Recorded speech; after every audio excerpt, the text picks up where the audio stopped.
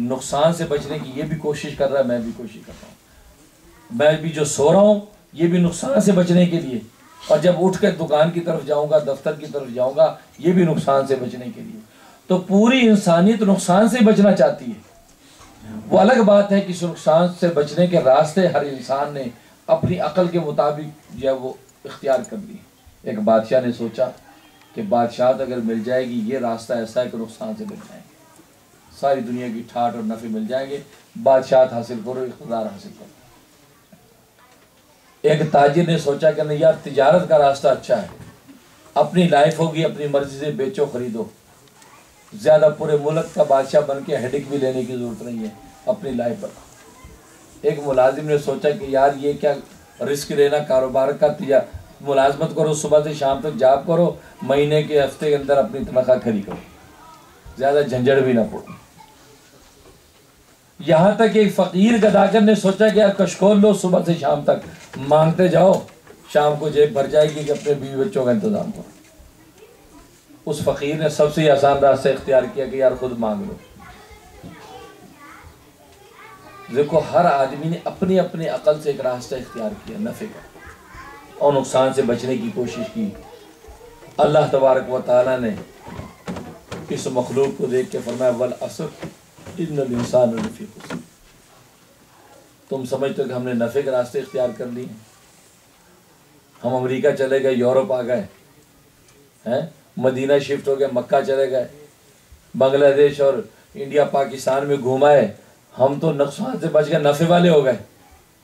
یاد رکھو تم امریکہ میں رہو، یورپ میں رہو، دنیا کے آسمان پہ چاند پہ چلے جاؤ، تم نفع والے نہیں ہو، سارے کے سارے نقصان میں ہو۔ نفع کا راستہ مجھ سے پوچھو، میں تمہارا خالق ہوں، میں تمہارا مالک ہوں، میں تمہارا رازق ہوں۔ تم مرزوق ہو، تم مخلوق ہو، تم مملوک ہو، تمہاری عقل بھی جو مخلوق ہے میں نے بنا رکھی ہے۔ مجھ سے پوچھو نفع کا راستہ یہ کیا ہے؟ وہ راستہ اگر تم نے اختیار کر لیا تو بھلے تم آسمانوں میں نہ اڑو، زمینوں میں نہ اترو، دریاؤ جنگلوں کے کناروں پہ جھونپڑوں میں بیٹھے ہوئے نظر آؤ، اگر وہ راستہ تم نے نفع کا اختیار کر لیا تو تم نفع والے ہو گئے، نقصان سے بچ گئے۔ وہ کیا ہے؟ الا الذین آمنوا، مگر وہ لوگ نقصان سے بچ گئے جو ایمان لائے۔ پہلا جز الا الذین وعملوا الصالحات، اعمال صالحہ کرتے رہے، نیک عمل کرتے رہے۔ وتواصوا بالحق، ایک دوسرے کو حق بات کی وصیت کرتے رہے۔ وتواصوا بالصبر، ایک دوسرے کو صبر کی تلقین کرتے رہے۔ یہ چار اوصاف جس کے اندر ہوں گے، بھلے وہ پھٹے پرانے کپڑے اور چھال کے جوتے پہن کے پھرتا ہوا نظر آئے، وہ نفع میں ہے، نقصان سے بچ گیا۔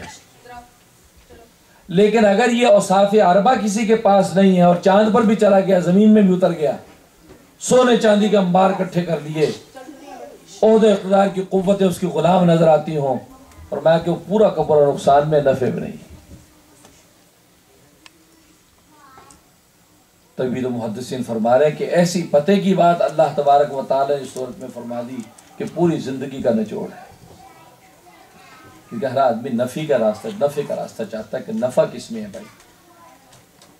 یہاں تک کہ انسان تو اپنے کاروباروں میں کتنا وہ رسک بھی نہیں لیتا کہ یار تھوڑا سا رسک اگر اس کے اندر ہے تو ڈرتا ہے کہ نہیں بھائی پتہ نہیں کیا بنے گا، یہاں انویسٹ نہیں کرتے، فلاں جگہ کرتے۔ اللہ نے فرما دیا کہیں بھی کرتے پھرو، اگر تمہارے اندر یہ چار اوصاف نہیں ہیں تو تم نیرے کے نیرے نقصان میں ہو۔ اور اس مضمون کو قسم سے ذکر فرمایا۔ اور یہ عجیب بات یہ ہے کہ اللہ تبارک و تعالی جب قسم کھاتے ہیں اور اس کا جواب قسم ذکر جب فرماتے ہیں تو قسم اور جواب قسم میں آپس میں مناسبت اور جوڑ ہوتا ہے،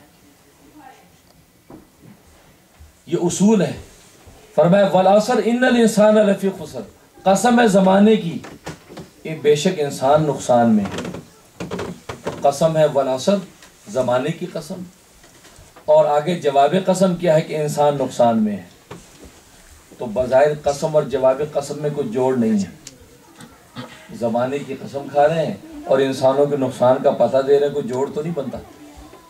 بات کیا ہے؟ تو اللہ تبارک و تعالیٰ نے کیا بے جوڑ قسم کھائی، حالانکہ قسم اور جواب قسم کا اصول یہ ہے کہ ان دونوں میں جوڑ ہوتا ہے، مناسبت ہوتی ہے۔ مفسر فرماتے کہ نہیں، اللہ تبارک و تعالی نے جو قسم کھائی اور جواب قسم ہے، ان میں ایسا گہرا تعلق ہے کہ عقل ہے۔ اس لیے کہ انسان دنیا کے اندر جو نفع چاہتا ہے، نقصان سے جو بچنا چاہتا ہے، وہ اسی دن رات کے شب و روز میں ہی تو چاہتا ہے، اسی زمانے میں تو چاہتا ہے، اسی ٹائم میں تو چاہتا ہے۔ 70 سال کی زندگی ملی، 80 کی ملی، 90 کی ملی، وہ اسی زندگی میں نفع نقصان چاہتا ہے۔ وہ کہتا ہے نقصان سے بچو، نفع حاصل کرو۔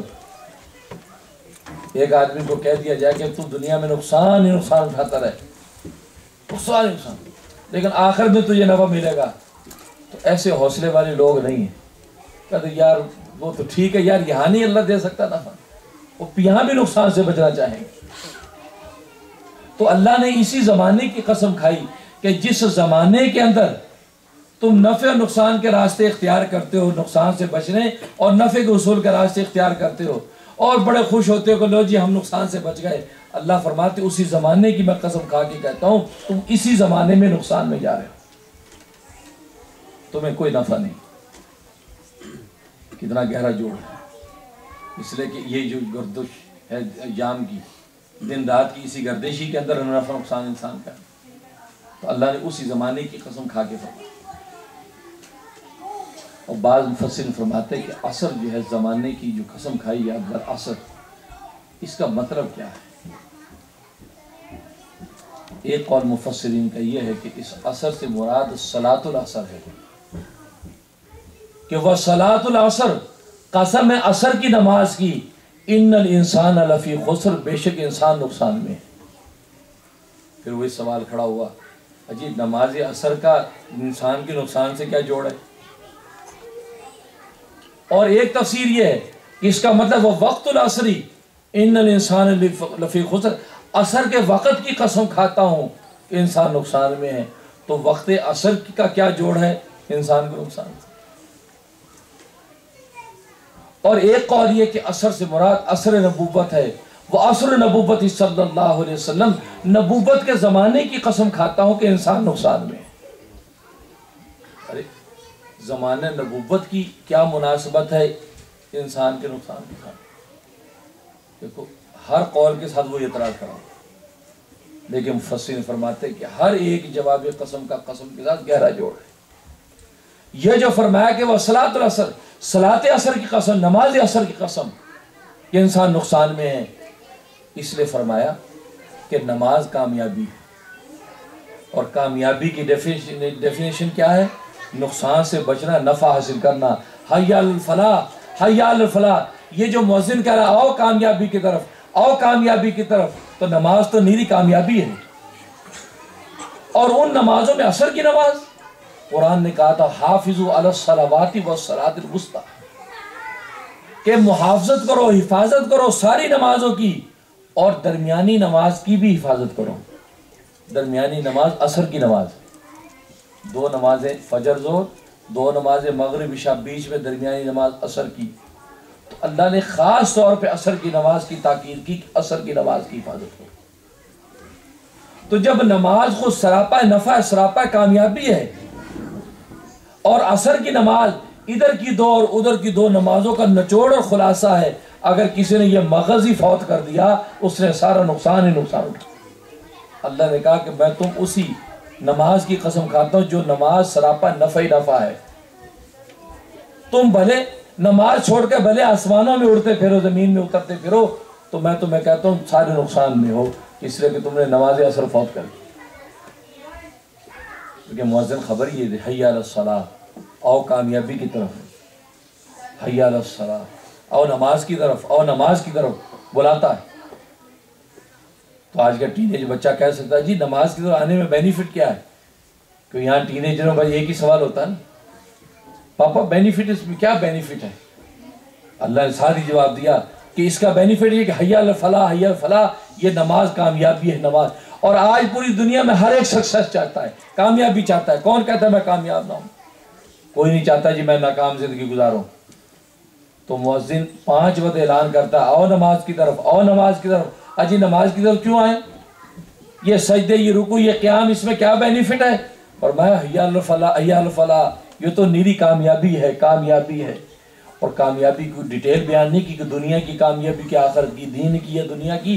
فرمایا کہ ساری دین دنیا آخرت کی کامیابیاں اسی میں بڑھنا ہے. ساری کامیابی نماز میں بات ہے. اس لیے فرمایا کہ صلاۃ عصر کی قسم جو درمیانی نماز